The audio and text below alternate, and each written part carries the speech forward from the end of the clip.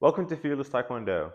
Before we dive into your first Pumse Taekuk Iljan, we'll first need to break down the stances and various techniques that are found within the Pumse.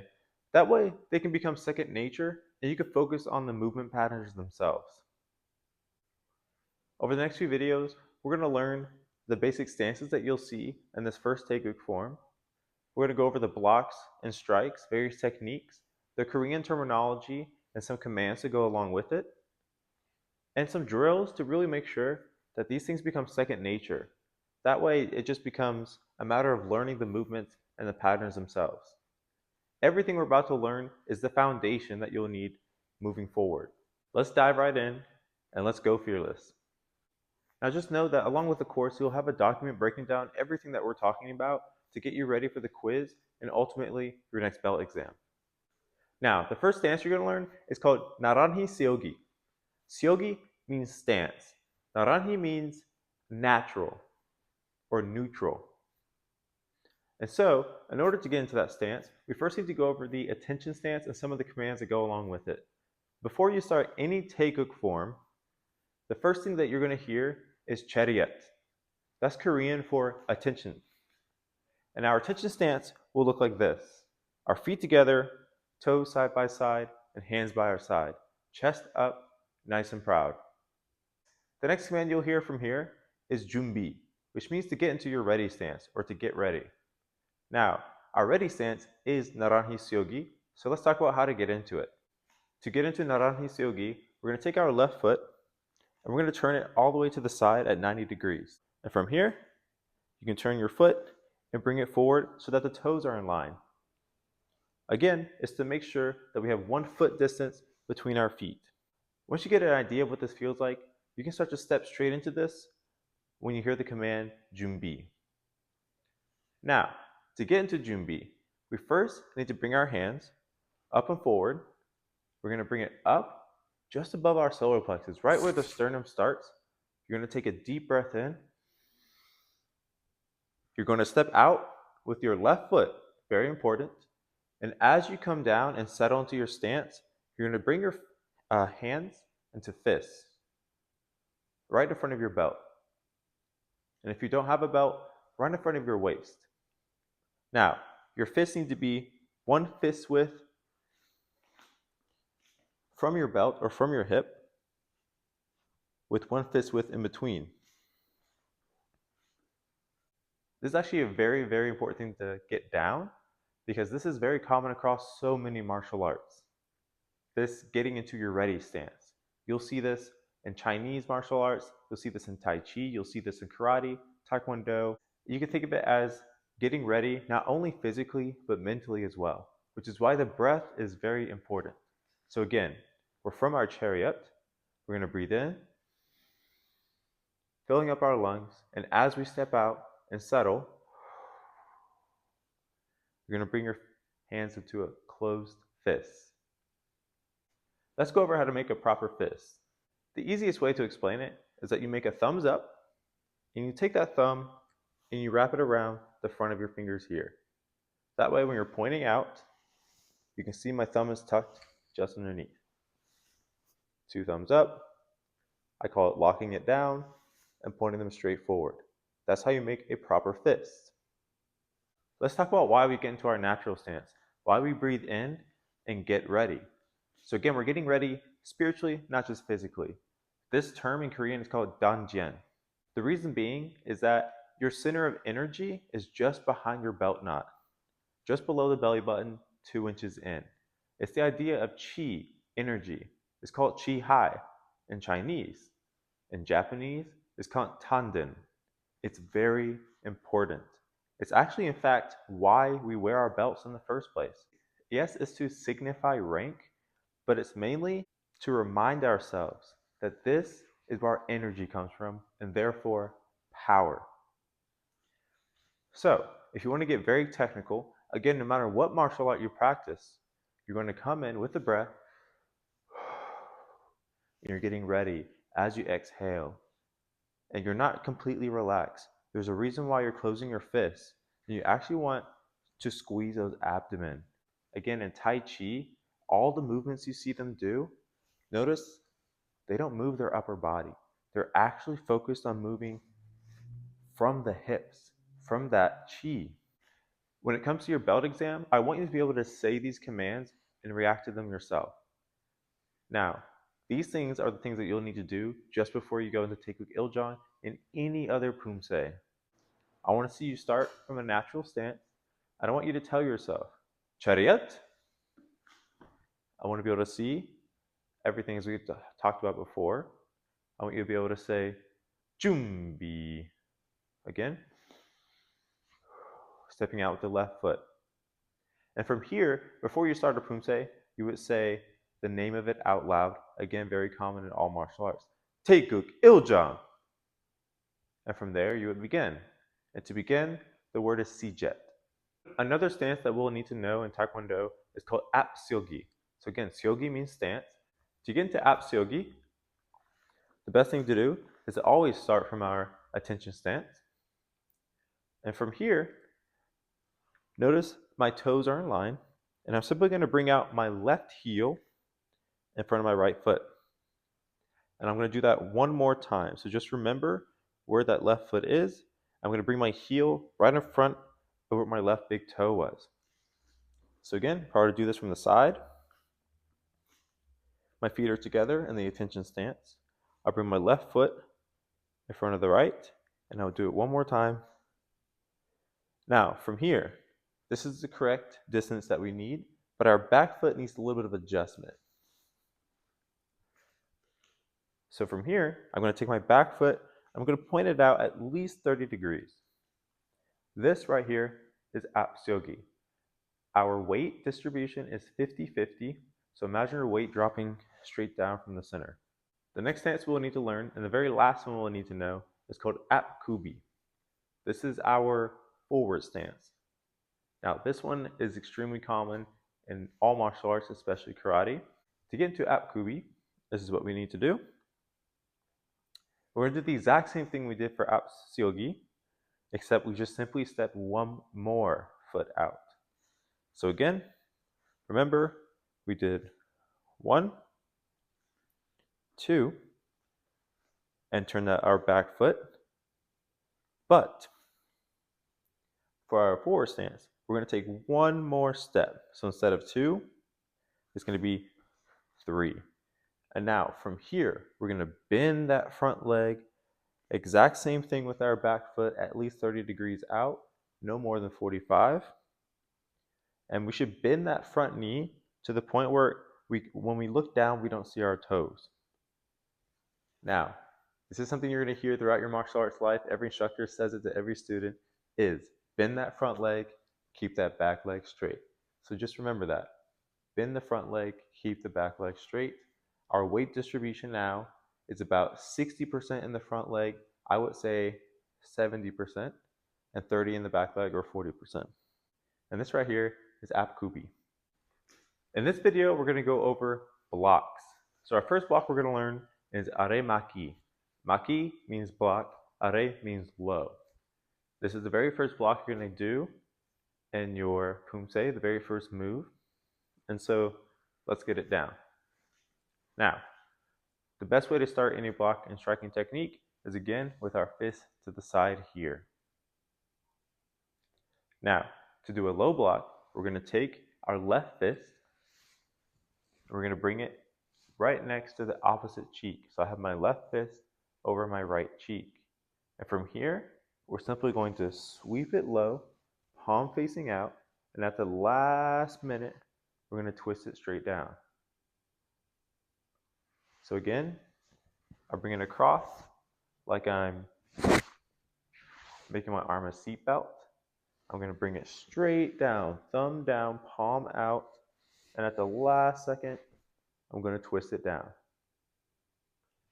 So obviously I'll do the same thing on the other side. Twisting down. Now, it's very important as I do these things, notice how when I'm doing what's called a chamber. So every block has 2 parts. It's our chamber and it's our strike, or it's our block. So this is called chamber, low block. Chamber, low block. Another important thing to notice is that every time I chamber and getting ready for the next strike, my opposite hand is going back to the waist. So just remember, this is the default position. This is where we're going to get all of our power to be able to put our hips into the movement. Now, if you need to do this at a very basic level, you can bring your arm into a chamber and low block. Bring your opposite arm into a chamber and low block. This is a very good way to start your techniques and really develop snap into them. As you get more advanced, I want you to be able to low block and bring your fist to the side as you're preparing the chamber. So I chamber and I low block. I chamber and I low block. And notice how much that gets my hips into it. Again, where does that energy come from? Now, no matter what level you are, all I want to see for your bell examination are 10 of these blocks and strikes as you count in Korean. I know this is a little bit daunting, but over time, it'll become second nature. And so it'll look something like this. You'll start in your attention stance. And again, I want you to say chariot as if you were the one giving the instruction to a class. So, if this were my bell examination, it would be chariot, kyunne, because we're about to go into another section, and you would say junbi, stepping out. And from here we begin our blocks. So, I would start with my left first, and I would go hana, do, set, net, daset, yase, ilgo, yoro, aho, yo. And don't worry, you'll only need to count up to 10 right now, and you'll be doing it plenty of more times in the future. Again, it'll become second nature. And once you're done, you bring your fist back to your side. You say baro, which would mean to relax or return. You say everything all over again. So you say chariot, kunya. The last block we need to cover is called monton makki. Again, makki means block, and monton means the body level or middle. And so, in order to do this block, remember how with our low block we brought it to our opposite cheek? We're now going to bring it onto the same side here as if we're flexing a muscle. And from here, exact same thing. Our thumb is going to stay pointed down, palm facing out, and at the last second, I'm going to snap for my inside block. Because again, I have an attack coming to the inside of my body, and I want to strike it away. And we simply do the same thing on the other side.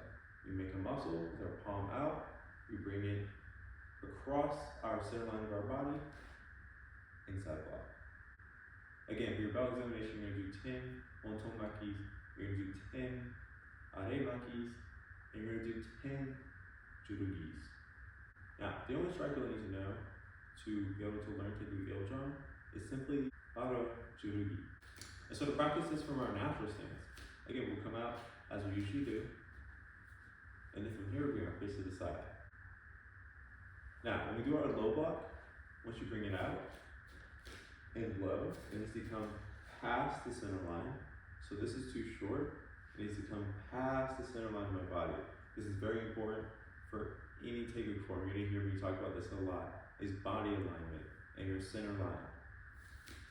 Again, Taekwondo is a very competitive martial art, meaning it can be judged and critiqued, and people go to tournaments specifically just to perform their poomsaes. And so, it is very important for practical reasons why we do the things that we do. If you do a low block, let's say there's a strike coming to below my waist. If I stop here, I'm still going to get hit. So I need to go across the center line of my body out to the other side to actually divert the attack. That's why in Japanese, this block is called a sweeping block. And so, the same thing with our inside block. We're going to be here and come across the inside of our body.